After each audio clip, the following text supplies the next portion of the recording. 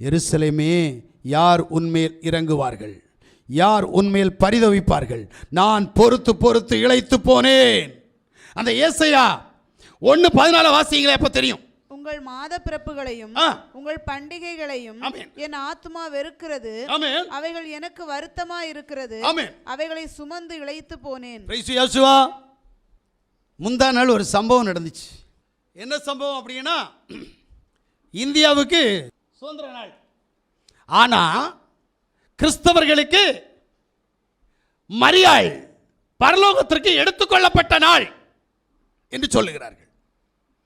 இது வரலாற்று ரீதியில் பார்த்தீங்கன்னா 1900 அதாவது சுதந்திரம் அடைந்த பிறகுதான், இந்தியா சுதந்திரம் அடைந்த பிறகுதான் இந்த கொண்டாட்டத்தையே, இந்த பண்டிகையே இந்தியாவில் உருவானது.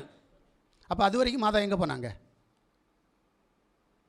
ஒருவேளை அது வரைக்கும் பாதாளத்தில் இருந்துட்டு அப்பதான் மேலே போனாங்களா எனக்கு தெரியாது. ஆனால் அப்படி ஒரு பண்டிகையை கொண்டாடி கொண்டிருக்கிறார்கள்.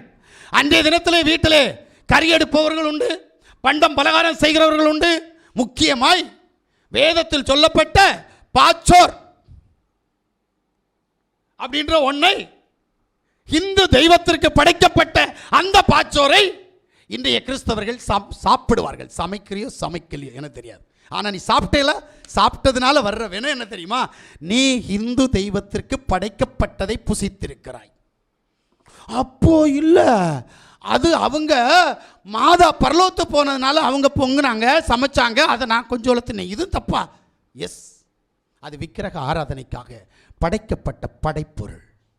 நீ செஞ்சு சாப்பிட்டியோ, அடுத்த வீட்டிலேருந்து கொடுத்ததை சாப்பிட்டியோ, தேவனுக்கு அதெல்லாம் தெரியாது. சாப்பிட்டியா, சாபத்தை வாங்கிக்கோ.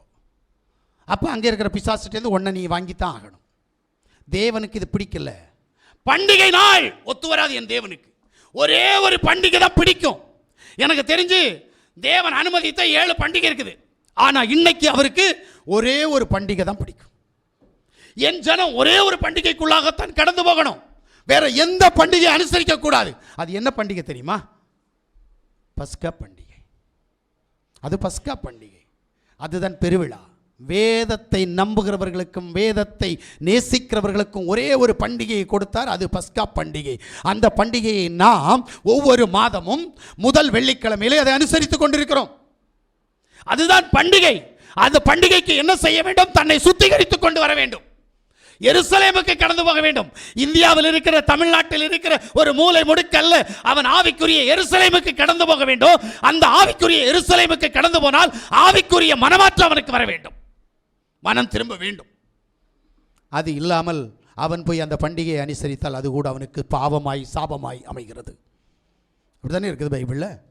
அபாத்திரமாய் இந்த பாத்திரத்தில் பங்கெடுத்தால் உனக்கு 4 தண்டனை. பண்டிகையை கொடுத்த தேவன் பண்டிகையில் வரக்கூடிய ஆபத்தையும் உனக்கு கொடுக்கிறார். புரியுது? அதனால தான் சொல்றாரு, உன்னை பொறுத்து பொறுத்து இளைத்து போனேன்.